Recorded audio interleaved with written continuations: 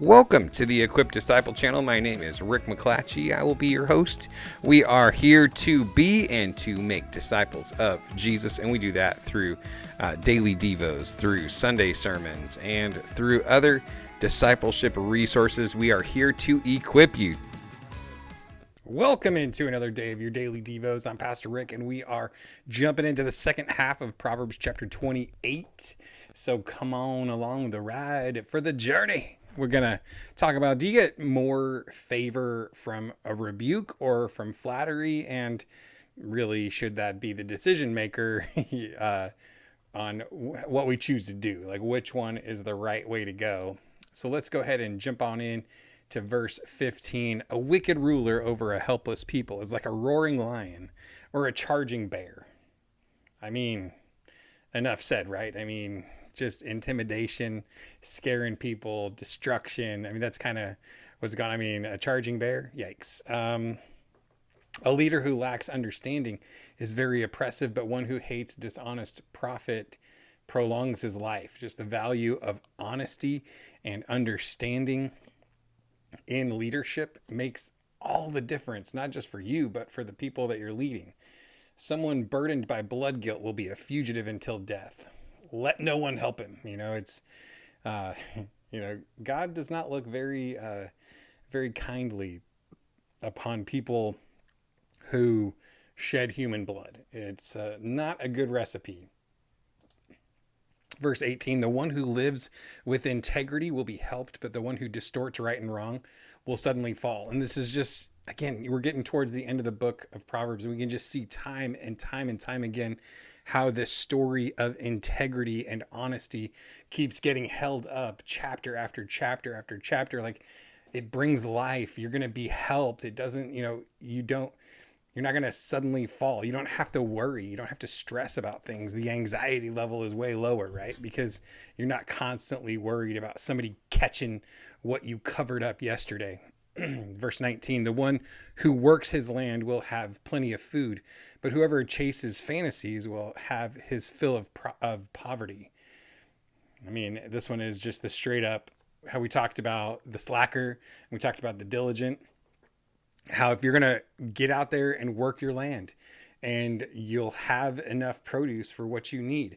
But if you're just chasing fantasy, if you're just sitting there waiting for somebody to bring it to you, you're going to have your fill of poverty. So just recognizing that it's not always the big and glorious work that gets done that makes the difference. It's just the getting up every single day and putting your hand to the plow and going for it and taking care of business day in and day out. Don't grow weary in well-doing, for in due season you will reap if you faint not, right? So don't get tired. Don't quit. Don't give it up. Just keep on going. Keep on staying steady in the work that you have in front of you. Because the one who works his land will have plenty of food, but whoever chases fantasies will have his fill of poverty. A faithful person will have many blessings, but one in a hurry to get rich will not go unpunished.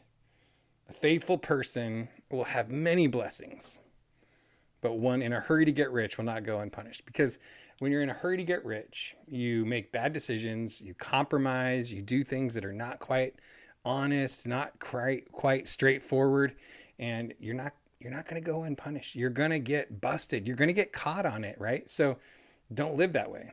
Verse 21, it's not good to show partiality, yet even a courageous person may sin for a piece of bread. It's just recognizing when you get desperate people, desperate times call for desperate measures, as they say. And so it's not good to show partiality. So, judge everybody the same, but they're also saying, hey, the situation that a person comes from definitely impacts what they're willing to do, even if they may be a person of, generally speaking, good character. Verse 22, a greedy one is in a hurry for wealth. He doesn't know that poverty will come to him. So greedy people in a hurry for wealth, again, that becomes your focus. That becomes what you're headed after. And then you make terrible decisions because you're making decisions just to have wealth, just to gather things to yourself. And so it's just We want to be people that are a generous people, that we're helping people, that we're thinking about the big picture. We're not just about, the money. We're not just about being, gaining physical, material belongings. Verse 23, the one who rebukes a person will later find more favor than one who flatters with his tongue.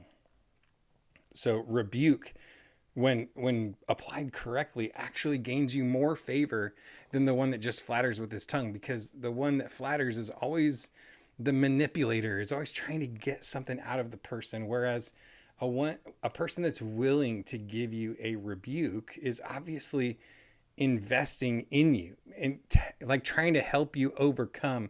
Maybe it's a blind spot. Maybe it's just something that you have just consistently kind of failed at, and they're calling you out and rebuking you for a bad mindset, a bad idea. The one who robs his father or mother and says that's no sin is a companion to a person who destroys. I mean, you just have to think about the mindset that is there for a person that is willing to steal from their mom and dad and say, it's no big deal. Like, they owed it to me or whatever, is a companion to a person who destroys. And I love how Proverbs just takes things and just tells it to you like it is. It doesn't, it gives you a rebuke rather than giving you flattery, right? It just calls it like it is. A greedy person, verse 25, a greedy person stirs up conflict, but whoever trusts in the Lord will prosper. That trusting in the Lord is what produces true prospering of your soul. Trust in the Lord with all of your heart and lean not on your own understanding. In all of your ways, know him, make him known, and he will direct your paths. He will make your paths straight.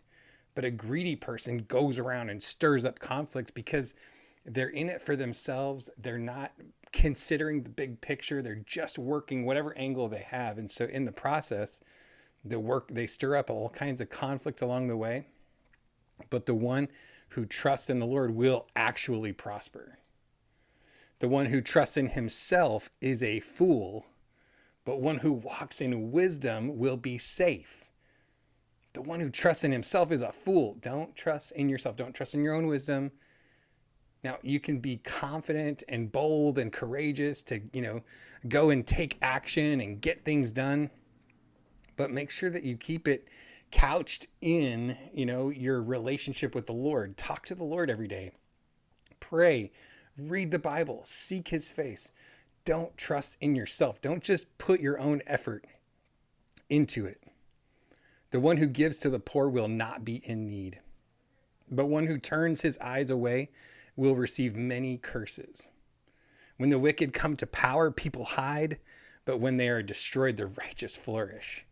That's the impact that the wicked have, right? They cause people to go into hiding, and when they are pushed out of the way and destroyed, the righteous flourish. So I want to be among the righteous. I don't know about you, and So a couple of things that just stick out to me is just integrity, generosity, and humility, trusting in the Lord, that humility. So integrity, generosity, and humility, kind of three big themes for us today. So hope you can take those in, maybe do a little bit of journaling and just process with the Holy Spirit what he's trying to speak to you today.